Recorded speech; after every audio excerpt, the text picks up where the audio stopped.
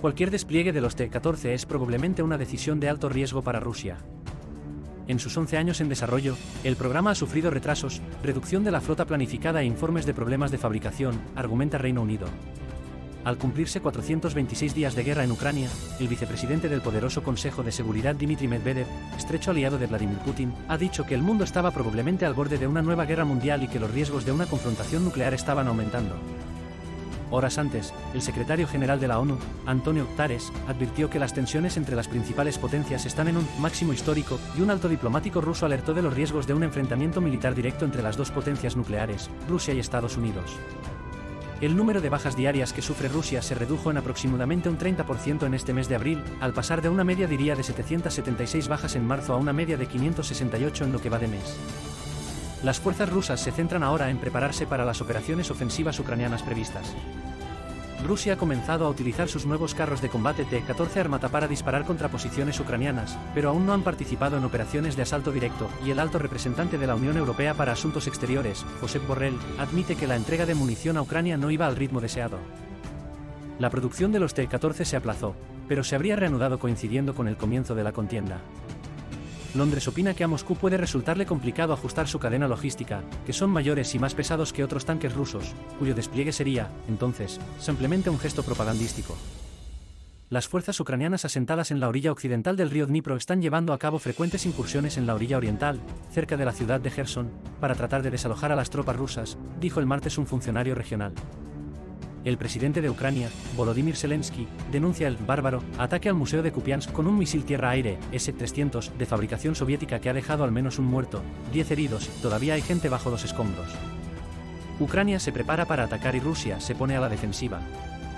Ucrania acelera los preparativos de la contraofensiva mientras espera la llegada de más armamento occidental, elemento clave para el éxito de sus planes de expulsar a las tropas rusas, que recurrieron a Irán para completar sus disminuidos arsenales. El mando militar ucraniano se prepara para lanzar la contraofensiva en mayo, informó el periódico estadounidense The New York Times, NYT, que cita documentos secretos del Pentágono filtrados a la prensa. Según los documentos del Pentágono, y que dan una idea del cronograma de Kiev, se espera que 12 brigadas ucranianas, de 4.000 hombres cada una, estén listas para fines de abril, señaló el periódico.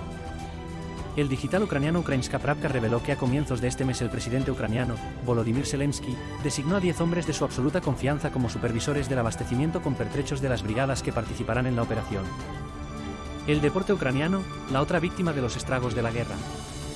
Una serie de muertes en el frente ucraniano en la última semana eleva el balance de atletas fallecidos a 287 desde el inicio de la invasión rusa, en febrero de 2022, mientras que unos 400 estadios y otras instalaciones deportivas quedaron dañados o destruidos por la guerra. El medallista de plata de karate del campeonato ucraniano, Mykola Yaremchuk, de 22 años, murió en combate cerca de Bakhmut, según notificó el sábado el Ministerio de Deportes del país. Se había alistado en el ejército como voluntario después de que su hermano mayor entrara en filas. A principios de la semana pasada, las correspondientes federaciones informaron de la muerte de Oleksandr Diki, de 42 años, múltiple medallista ucraniano en remo y participante en competiciones internacionales, y de Ruslan Piskovy, de 21 años, finalista en campeonatos mundiales de kickboxing. Sus nombres se suman a la larga lista de atletas y entrenadores de alto nivel muertos en la invasión rusa. El martes, el viceministro de Juventud y Deporte, Andriy Chesnokov, elevó a 287 el total de muertos, en una intervención pública en torno a la exclusión de atletas de Rusia y Bielorrusia de los Juegos Olímpicos. Rusia pidió hoy hechos y no palabras al presidente de Estados Unidos, Joe Biden, que anunció este martes que se presentará a la reelección en 2024. Partiremos de los pasos prácticos que Washington dé en la política real, dijo María Zaharova, portavoz de Exteriores, a la televisión pública. El ministro de Exteriores ruso, Sergei Lavrov, reconoció durante su reciente visita a Cuba que Moscú y Washington apenas mantienen contactos bilaterales. El presidente ruso, Vladimir Putin, que se reunió con Biden en Ginebra en junio de 2021, acusa a Occidente de querer destruir Rusia, igual que hizo con la Unión Soviética en 1991. Biden condenó desde el comienzo la intervención militar rusa en Ucrania e incluso denunció los crímenes de guerra supuestamente cometidos por el ejército ruso en lugares como el norte de Kiev y la región oriental de Kharkov. El Papa recibirá en audiencia este jueves al primer ministro de Ucrania. El Papa recibirá en audiencia este jueves al primer ministro de Ucrania, Denis Shmyhal, en vísperas de su viaje a Hungría, donde el viernes se reunirá con Viktor Orbán, considerado como uno de los pocos aliados de Vladimir Putin en Europa. Según informa el argentino, a La Nación, Chimal viaja a Roma para asistir a una conferencia bilateral con Italia sobre la reconstrucción del país que tendrá lugar el miércoles en esta capital, a la que asistirán diversos ministros del gobierno de Giorgia Meloni y unos 700 empresarios. La cita de momento no ha sido confirmada por la oficina de prensa del Vaticano.